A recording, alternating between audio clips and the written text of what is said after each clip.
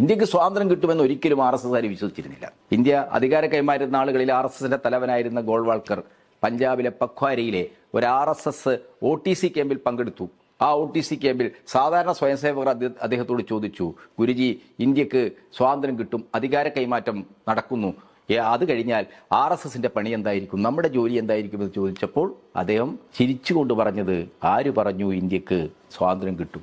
ഇനി അഥവാ ഇന്ത്യക്ക് അധികാരം കൈമാറി കിട്ടിയാൽ ഈ കോൺഗ്രസ്സുകാർക്കും മുസ്ലിം ലീഗുകാർക്കും ഭരിക്കാൻ കഴിയുമോ?